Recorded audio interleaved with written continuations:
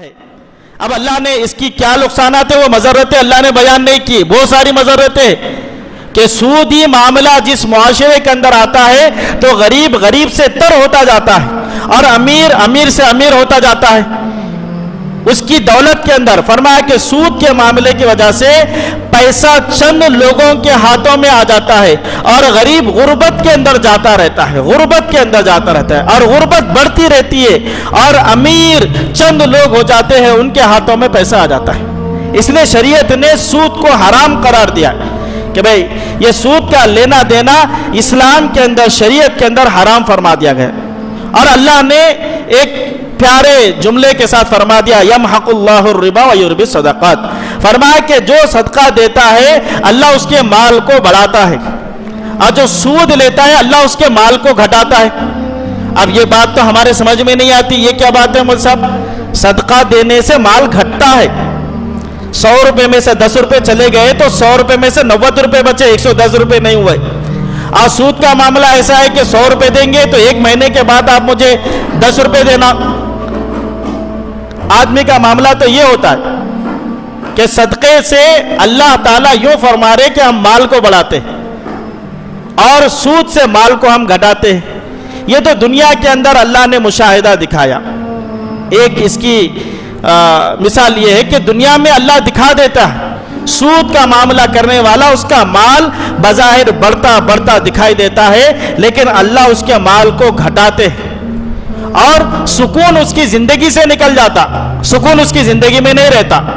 سکون کے سامان آ جاتے، ہاں یہ بات ضرور ہے، سکون کے سامان آ جاتے، اچھا سا اچھا گھر ہو جاتا، اچھی سے اچھی سواریاں ہو جاتی، اچھے سے اچھے کپڑے ہو جاتے، اچھے سے اچھے بیڈ آ جاتے، اچھے سے اچھے لباس اور سامان راحت کے سارے راحتوں کے سامان آ جاتے، لیکن راحت نہیں آتی۔ سامان راحت آ جاتے لیکن راحت نہیں آتی۔ سامان راحت پیسوں سے مل جاتے ہیں لیکن راحت دینے والا اللہ ہے۔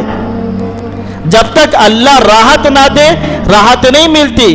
کتنے لوگ ایسے ہیں جو سودی معاملہ کرنے والے ہیں، گھروں کے اندر اے سی ہے، نرم گدے ہیں، لیکن نیند نہیں آتی راتوں میں، بے چین ہوتے ہیں۔ اور وہ غریب سوکھی روٹی کھانے والا، دال کھانے والا، وہ رکشے کے اندر، آٹو کے اندر ایک بالکل پتریلی زمین ہے، وہاں پر بھی اس کو آرام کی نیند آ جاتی ہے۔ حلال کی یہ برکتیں ہیں، یہ حلال کی برکتیں ہیں۔ اور اللہ تو قرآن کے اندر یہ کہہ رہے، یا ایھا الذین آمنوا اتقوا اللہ وذروا ما بقی من الربا ان کنتم مؤمنین فإن لم تفعلوا فأذنوا بحرب من اللہ ورسولہ ان کنتم مؤمنین۔ آیت کے اندر اللہ نے کہا کہ اے ایمان والو، اور آیت کی ختم پہ کہا ان کنتم مؤمنین، اگر تم ایمان والے ہو۔ دو جگہ پہ ایمان کے ساتھ اللہ نے ایک حکم دیا ہے، پہلے دو جگہ ایمان کا ذکر کیا، اے ایمان والو، اور یہ فرمایا کہ اگر تم ایمان والے ہو کیا کرو، سود کو چھوڑ دو، سود کے معاملے کو ختم کر دو۔ سود کا معاملہ کیا ہے کہ اگر 100 روپے کے بدلے جنس کے بدلے جنس کا ہونا، ایک عام انداز میں سمجھیے، جنس کے بدلے جنس کا مانگنا، 100 روپے آپ نے دیے ہیں اور یہ کہہ رہے کہ ہر مہینے آپ اس کے بدلے مجھے 10 روپے دیں گے یا 20 روپے دیں گے یا آپ 25 روپے مجھے دیں گے، یہ سود ہوتا ہے۔ اور ایک حدیث میں رسول اللہ صلی اللہ علیہ وسلم فرمایا کہ لعن رسول اللہ صلی اللہ علیہ وسلم، فرمایا لعنت ہے اس شخص پر جو کہ سود لے اور سود دے اور سود کی لکھائی کرے، یعنی سود کے معاملے میں لکھائی پڑھے کرے، اور فرمایا کہ سود کا گواہ بنے۔ ان چاروں پر بھی اللہ کی لعنت ہے، یعنی لعنت کا مطلب ہے بد دعا۔ اللہ کی بد دعا لے کے کہاں زندگی میں سرخری ہوں گی، کہاں دنیا کے اندر آدمی کامیاب ہوگا۔ اور اس آیت میں تو اللہ نے کہا فَإِن لَمْ تَفْعَلُوا فَأَذَنُوا بِحَرْبٍ مِّنَ اللَّهِ وَرَسُولِهِ، اگر تم سودی معاملے سے نہیں بچو گے اور سودی معاملے سے اپنے آپ کو نہیں بچائیں گے تو فرمایا کہ اللہ اور اس کے رسول سے جنگ کے لیے تیار ہو جاؤ، اللہ اور اس کے رسول سے جنگ کے لیے تیار ہو جاؤ۔ اس کا ایک آپ مثال سے بات سمجھیے، کسی دو ملکوں کے لڑنے والے جب آمنے سامنے آتے ہیں اور صلح کا کوئی معاملہ نہیں ہوتا، تو جب جنگ شروع ہوتی ہے اس وقت میں یہ معاملہ ہوتا ہے، اب ہر چیز حلال ہے، ہر چیز آپ جو کرنا چاہے کریے، اب آپ کے لیے حلال ہے۔ آپ آمنے سامنے ایک دوسرے کے لیے، ایک دوسرے کا خون بھی حلال اور ایک دوسرے کی عزت بھی حلال، ایک دوسرے کا مال بھی حلال۔ اب جب اللہ سے ہمارا مقابلہ ہوگا، جب اللہ ہمارے سے ناراضگی کا اظہار کریں گے تو بتائیے ہم سے کیا کیا چھینا جائے گا، اور جو قیمتی شے ہوں گی، جیسا کوئی جیتنے والا جب کسی کے اوپر جیتتا ہے تو ہارنے والے کی اصل قیمتی چیز کو ختم کرتا ہے، اور ہماری اصل قیمتی چیز کیا ہے؟ ایمان۔ جب آدمی اس کے اندر جاتا ہے، جیسا اس سورہ بقرہ کے اس رکوع کے اندر اللہ نے فرمایا اِنَّهُ لَا يُحِبُّ كُلَّ كَفَّارٍ أَثِيمٍ، فرمایا کہ جو سود کا معاملہ کرتے ہیں اور جو سود کو حلال سمجھتے ہیں، ایک تو ہے سود کو حلال سمجھنا، فرمایا کہ وہ کفر کی حدوں کے اندر چل جاتے ہیں، یہاں تک کہ کفر کے اندر چلے جاتے ہیں، سود کو حرام حلال سمجھنے والے۔ اور بعض لوگ ایسے سود کو حرام سمجھتے ہیں لیکن اس کے اندر ملوث ہے، اس کے اندر لگے ہوئے ہیں، فرمایا یہ لوگ وہ ہے جن کو اللہ نے گنہگار کہا ہے، یہ فاسق لوگ ہیں جانتے ہوئے بھی۔ اب میرے دوستو، سود کی کئی شکلیں ہیں جو آج معاشرے کے اندر تبدیل ہو گئی۔ ایک تو سود یہ جو ظاہری طور پہ ہے اس کو تو ہم جانتے ہیں کیا ہے کہ بھئی پیسے کے بدلے آپ بڑھ کے پیسے لینا۔ اب سود کی شکلیں بدل گئی، جیسا رہن سنٹر کے اندر آپ چلے جائیے، رہن سنٹر کا معاملہ یہ سود کی ایک شکل ہے۔ بینک سے لون وغیرہ لینا گھر بنانے کے لیے یا گاڑی خریدنے کے لیے، کیونکہ گاڑی بھی آج جو ہم فائنانس پہ خریدتے ہیں اس کے اندر بھی وہ معاملہ بینک کے ساتھ رجوع ہوتا ہے۔ اگر گاڑی بیچنے والا اگر یہ کہے کہ بھائی میں بیچتا ہوں اور 60,000 کی گاڑی میں 65 میں دیتا ہوں تو یہ چیز حلال ہوتی ہے، لیکن بینک گاڑی والا وہ آپ کو گاڑی دینے کے لیے، قسطوں پر دینے کے لیے وہ بینک سے رجوع کرتا ہے اور بینک سے آپ کو دلاتا ہے، یا کسی فائنانسر سے آپ کو گاڑی کا فائنانس بھرنے کے لیے دلاتا ہے، یہ سود کے اندر شمار ہوتا ہے۔ آج یہ سود کی شکلیں ہے، یہ گاڑی فائنانس پہ لینا اور جا کے اپنا سامان گروی رکھنا۔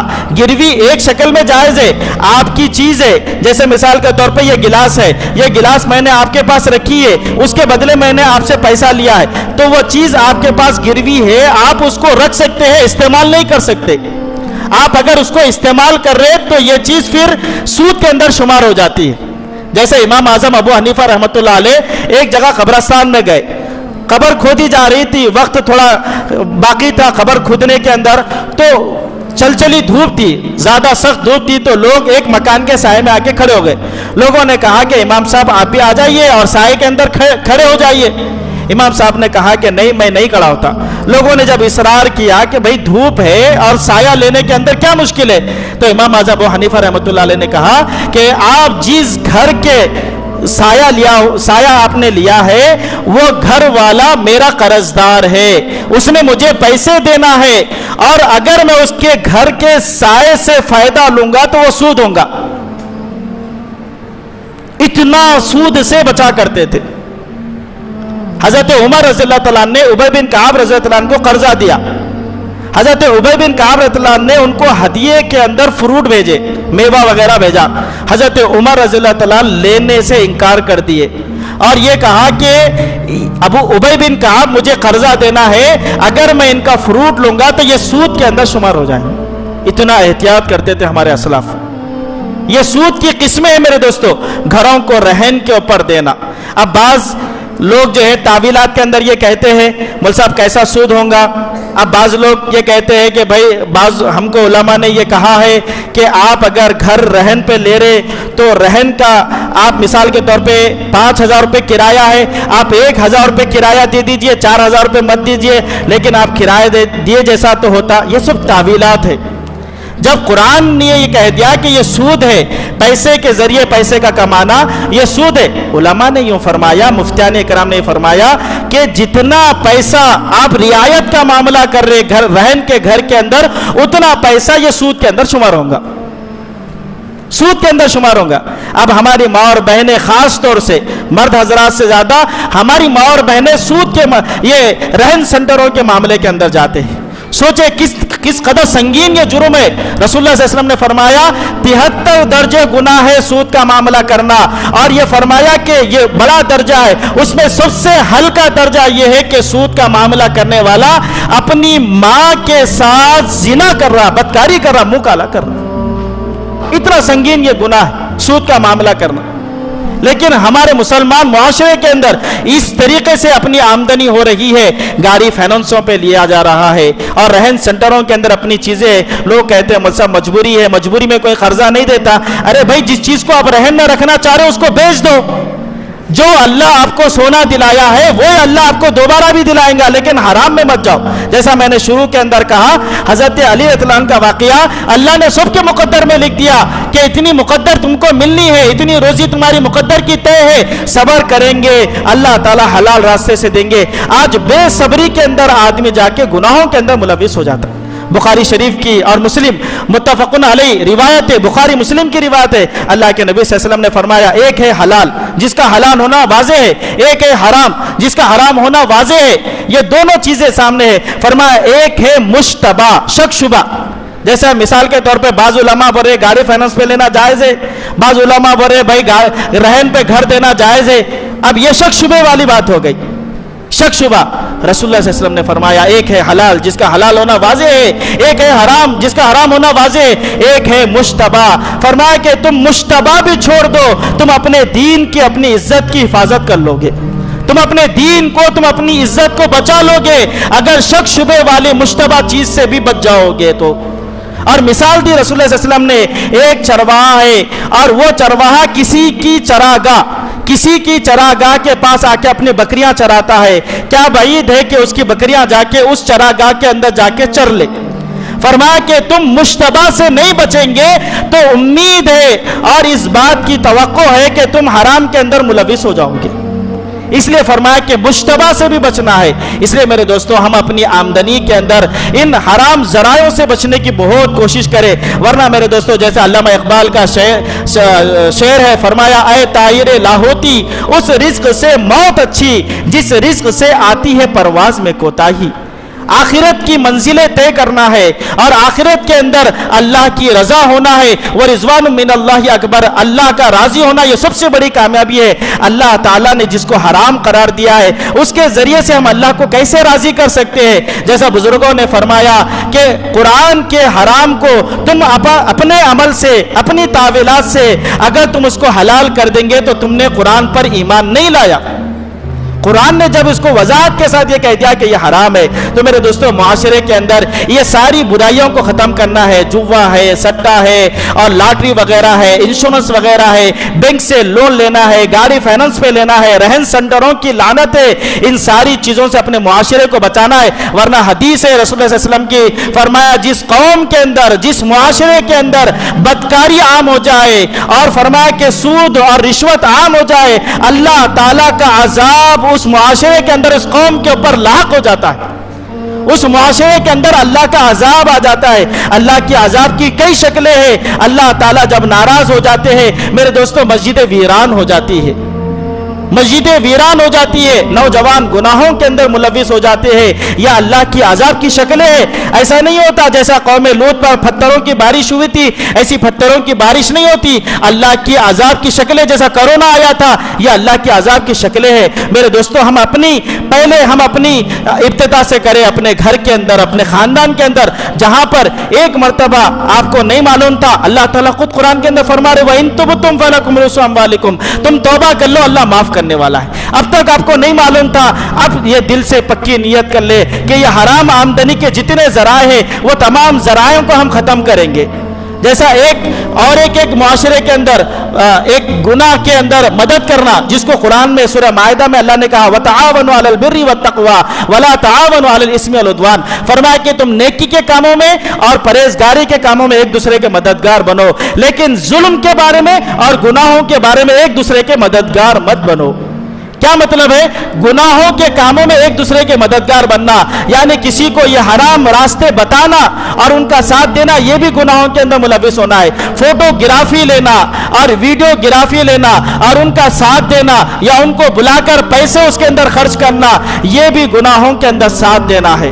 اور اسی طریقے سے ٹیلی ویژن وغیرہ اس کی مرمت کرنا، اس کو بنانا یا اس کو بیچنا، یہ بھی حرام آمدنی کے ذرائع ہے، یہ ناجائز کمائی ہے، یہ ناجائز کے طریقے ہیں۔ اسی طریقے سے بالوں کو انگریزوں کے طریقے پہ کاٹنا، یا جو ہے داڑھی کو کاٹنے کے اندر روپیہ پیسے کا لینا، بیوٹی پارلروں کے اندر جیسا کہ آج کل عورتوں کے ساتھ معاملہ ہو رہا کہ آئیبروز بنائے جا رہے ہیں، اور اسی طریقے سے بہوے بنائے جا رہے ہیں، اسی طریقے سے سر کے بال کاٹے جا رہے ہیں جو کہ حرام ہے۔ ان ذرائعوں کے طریقے سے جو آمدنی ہو رہی ہے بیوٹی پارلروں کے اندر، دیکھو بیوٹی پارلر کے بارے میں علماء فرماتے ہیں وہ بیوٹی پارلر جس کے اندر دلہن کو سجایا گیا، جس کے اندر دلہن کو سنوارا گیا، یہ تو شریعت نے اجازت دی ہے، لیکن وہ کام جس کو جو ہے نا اسلام نے حرام قرار دیا ہے کہ یہ بہوؤں کو بنانا، کیونکہ یہ اللہ کی تخلیق میں دخل دینا ہے۔ اللہ نے یوں فرمایا کہ تمہارے بھوے جیسا میں نے بنایا وہ تمہارے لیے بہتر ہے، لیکن ہم بول رہے نہیں اللہ آپ جیسا بنائے ویسا اچھے نہیں ہے، ہم جیسا بنائے وہ اچھے ہیں۔ یہ اللہ کی تخلیق میں دخل دینا ہے، اللہ کا سخت جلال آتا ہے اس کے اوپر، اللہ سخت ناراض ہوتے ہیں۔ یہ حرام ہے بنانا، پلکوں کا بنانا حرام ہے، سر کے بال جو کہ جدھر ادھر سے جو نا عورتوں کے سر کے بال کاٹنا حرام ہے۔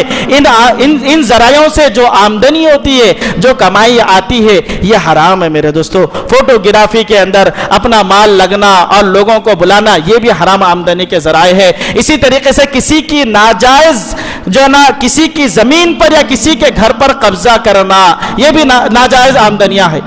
آج کل چل رہا گھر کرائے پہ دیے، تھوڑے دن رہ گئے، ایک سال 2 سال، بولا میرا گھر ہے، ہٹنے کے لیے تیار نہیں ہے۔ یہ بھی حرام طریقے سے۔ اللہ کے نبی صلی اللہ علیہ وسلم کی حدیث ہے، ایک بالشت زمین اگر تم کسی کی لے لے ناحق اور ناجائز قبضہ کر لے، 7 زمینوں کا طوق اللہ گلے کے اندر ڈالیں گے اور اس کو 7 جہنموں سے اوپر گزرنا پڑے گا۔ اللہ پوچھیں گے فلاں کی تو نے زمین قبضہ کی تھی؟ کہا کہ ہاں اللہ نے کی تھی، اللہ میں نے کی تھی۔